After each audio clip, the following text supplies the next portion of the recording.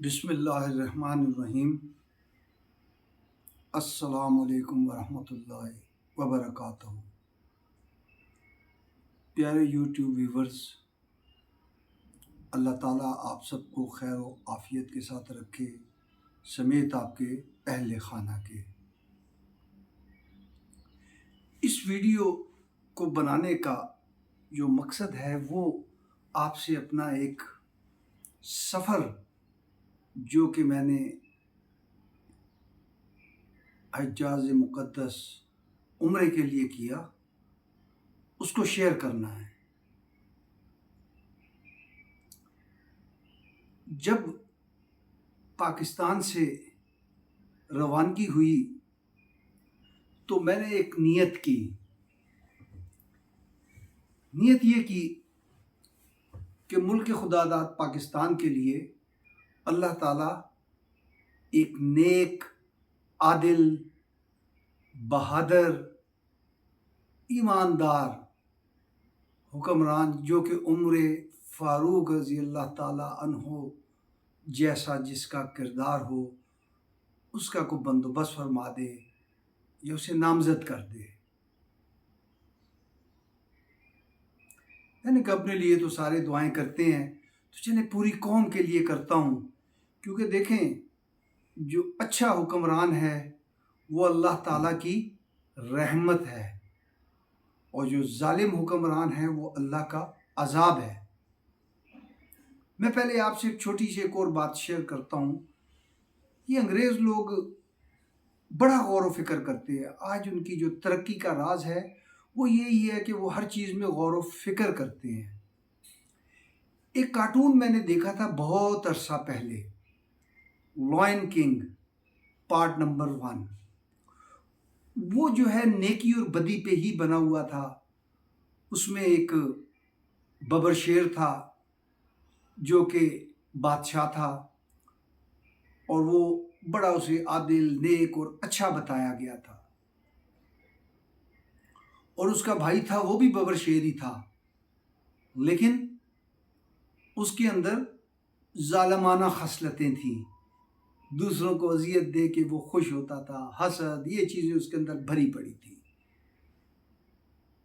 جب تک وہ نیک شیر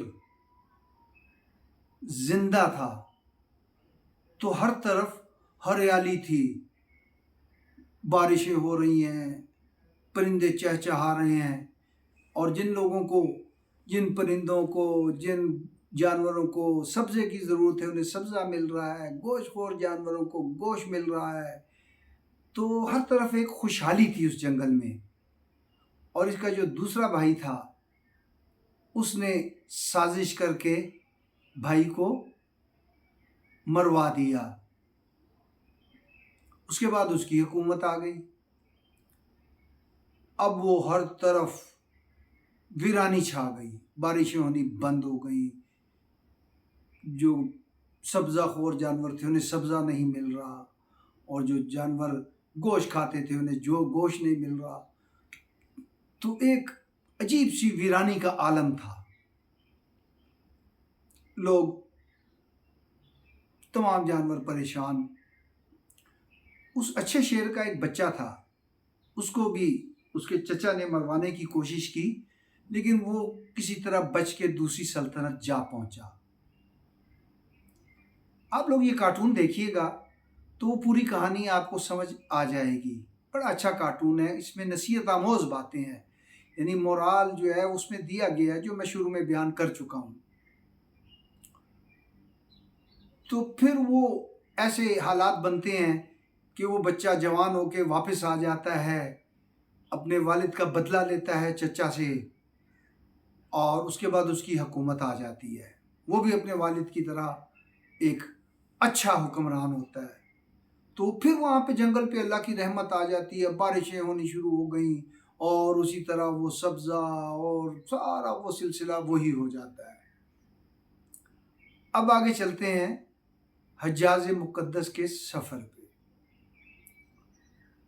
تو وہ ہم نے امیگریشن جو ہے وہ کروایا، ٹکٹ جو ہے اس کے بورڈنگ کارڈ وہ لیے، جہاز میں بیٹھ گئے، جہاز روانہ ہو گیا، میقات پہ جو ہے احرام بھی باندھ لیا. میں کم و بیش وہاں پہ 28 یا 29 دن رہا. یعنی آدھا وقت میں نے مکہ مکرمہ میں گزارا اور آدھا وقت جو ہے وہ میں نے مدینہ منورہ میں. اور دیکھیں اللہ تعالیٰ کا اتنا کرم تھا، اتنا فضل تھا کہ میں ان 2 شہروں کے علاوہ تیسرے کسی شہر نہیں گیا. حالانکہ ٹیکسیز 10 ریال میں جدہ شہر لے کے جاتی تھی. میں نے صرف جدہ ایئرپورٹ دیکھا تھا، بس دیٹس اٹ. جدہ شہر میں نہیں گیا. میں نے کہا یا قسمت یا نصیب، کب آنا نصیب ہوتا ہے. غار حرا بھی جاتا رہا، تقریباً روز رات کو جاتا تھا. وہ ایک علیحدہ واقعہ پھر کبھی بیان کروں گا. لیکن جو اصل بات آپ لوگوں کو بتانی تھی وہ یہ تھی کہ اتنے دن رہنے کے باوجود میں نے بے شمار دعائیں مانگی، لیکن جو دعا میں کرنا چاہ رہا تھا، جس کی میری خاص نیت تھی کہ یہ دعا اسپیشلی کرنی ہے کیونکہ یہ قبولیت کی جگہ پہ جا رہا ہوں، وہ دعا کرنی میں بھول گیا یا مجھے بھلا دی گئی. ایک اچھے حکمران کے لیے دعا، کہ پاکستان کے لیے اچھا حکمران جو ہے اس کا اللہ پاک جو ہے وہ بندوبست فرما دے، اسے نامزد کر دے، اسے بنا دے.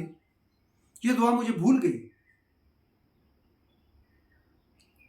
اور جس وقت واپس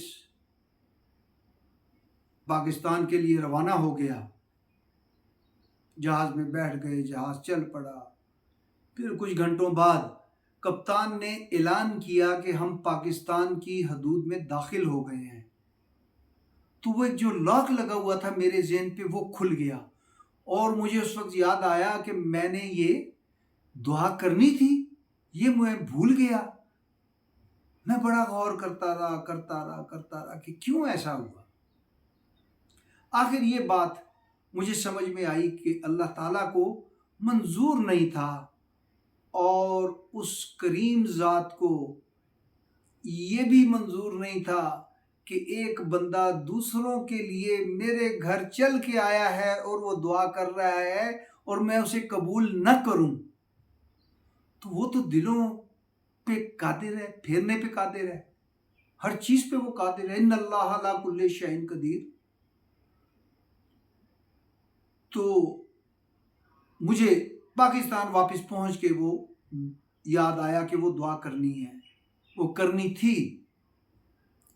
پھر اس کے بعد موقع نہ ملا کہ دوبارہ جو ہے اس مقدس مقام پہ حاضری دیتا. تو یہ ایک لمحہ المیہ ہے کہ اللہ تعالیٰ شاید ہماری اس قوم سے خوش نہیں ہے. آپ لوگ خود دیکھ لیجئے ملکی حالات، تھوڑا سا ہسٹری میں چلے جائیں تو جو عام آدمی ہے اس کو کہاں خوشحالی نصیب ہوئی. کوئی ایسا آیا کہ جس نے عام بندے کو ریلیف دیا ہو آج تک؟ مجھے بتا دیجئے. کم از کم میری یادداشت میں تو مجھے نہیں یاد آتا کہ کوئی بھی حکمران آیا ہو اور ایک عام آدمی کو ریلیف ملا ہو. تو میں آپ تمام ویور سے، تمام قوم سے یہ درخواست کرتا ہوں کہ آپ لوگ مل کے دعا کیجئے، اپنے گناہوں کی معافی مانگیے، اور جو رسول اللہ صلی اللہ علیہ وآلہ وسلم نے راستہ دکھایا ہے، کیونکہ ہم اس راستے سے بھٹک گئے ہیں نا، تو ہمیں اس طرف گامزن ہونا چاہیے، ہمیں اس طرف چلنا چاہیے. جب اللہ سے دوری، اللہ کے رسول سے دوری، تو پھر یہی سلسلے ہیں. دیکھ لیں آج کل کہیں سیلاب آ رہا ہے، کراچی کا کیا حال ہے، اور ملکی حالات، مہنگائی دیکھ لیجئے. اور پھر خالی یہ نہیں ہے، آگے دوسرا جہاں بھی ہے، وہاں بھی جانا ہے. تو مجھے ایک شعر یاد آ گیا کہ لوئے لوئے پر لے کڑیے جے تد پانڈا پرنا تے شام پئی بن شام محمد گھر جاندی نے ڈرنا،